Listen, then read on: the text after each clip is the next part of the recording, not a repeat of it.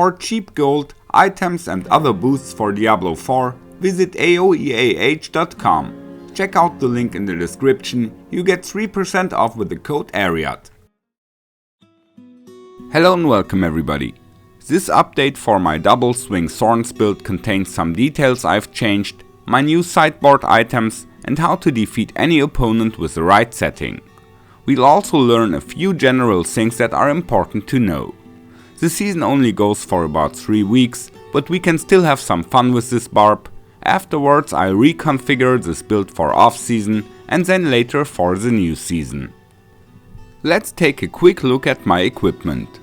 Most is just the same as before, but I got some new pants with damage reduction instead of life.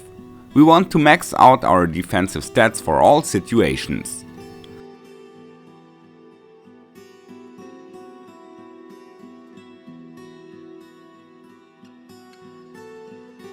The weapons and rings are unchanged, but I now have a really nice amulet with +3 to wall up.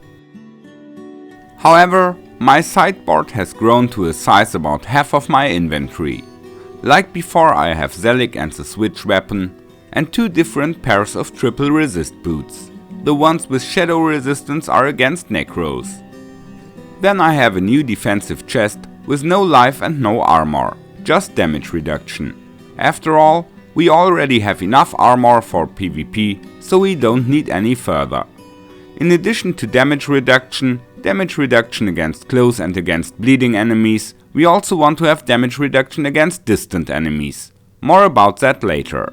I play the aspect of numbing Wrath on the defensive chest, so we now also get fortified, which results in further damage reduction. I also have a similar chest socketed with amethysts, so I don't have to go to the jeweler for a change. Then I got a new pair of pants in my sideboard, also with purple gems. Here we have general damage reduction against bleeding enemies and against distant enemies. These pants are great against firewall mages and rogues.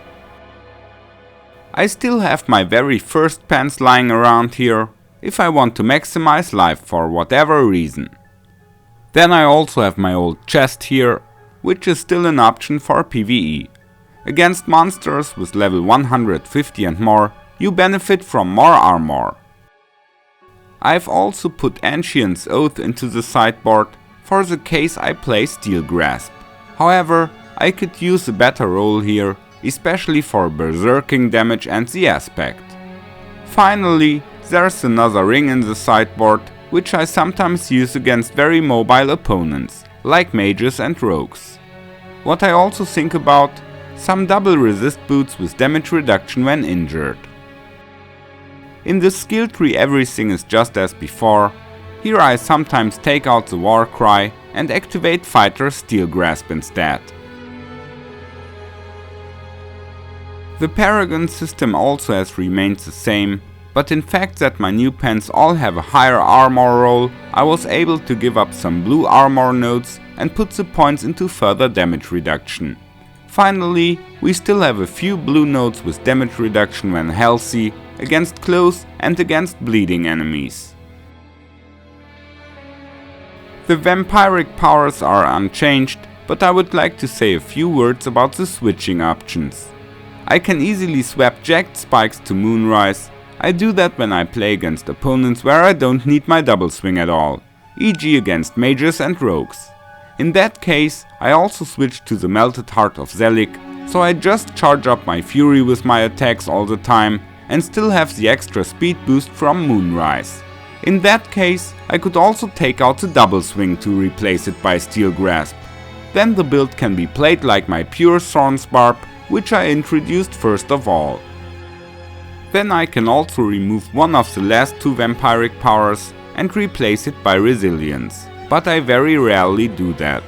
In that case, I usually put out Hemomancy, because Metamorphosis is a nice stun breaker, I don't wanna miss it. Without Metamorphosis, I would have to save my Rallying Cry cooldown. Let's have a look at the new defensive stats. We've lost a few life points, but we massively increased our damage reduction. We have a general damage reduction of about 40%. Thanks to the 2 switch items with the purple gems, we can add up to about 30% damage reduction against damage over time, at the cost of some more life points. Then we have 12% damage reduction against elite, 20% against vulnerable, and 40 to 60% against close enemies. This varies depending on the setting, but I usually have about 50% here. We can also add up to 40% damage reduction against distant enemies. I already have 20% when just putting on a defensive chest. And finally, we still have about 45% damage reduction against bleeding enemies, over 15% while healthy, and also up to 40% when injured by boots. We can have up to 22% dodge chance if needed. Damage reduction against distant enemies is of course great against firewall mages and rogues, because they usually attack from distance. But you should never completely give up damage reduction against close enemies, because you have to get close to the enemy to finish him off. With no damage reduction against close enemies, you would always be vulnerable during your own attacks. However, it is important to know where an opponent is treated as being close and where he counts as a distant enemy. The range in which monsters and other players are classified as close enemies is just a tiny bit longer than the normal evade distance, without metamorphosis. Therefore, a dash with metamorphosis is usually long enough to get out of close range. So even a barbarian can bypass the damage reduction against close enemies when using the chains. The range of Steel Grasp reaches very far. So if a Barb using chains is making some problems, you either have to chase after him and keep him at close range, or add damage reduction against distant enemies.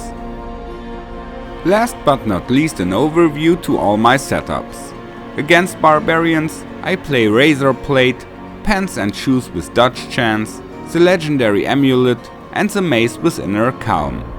I play jagged spikes and hemomancy in the vampiric powers, and usually use Warcry and no Steel Grasp. With this setup, I was able to crack even the most tanky barbarians. When I fight a Barb who has massive damage but is less tanky, I switch to the defensive chest and replace hemomancy by resilience if necessary.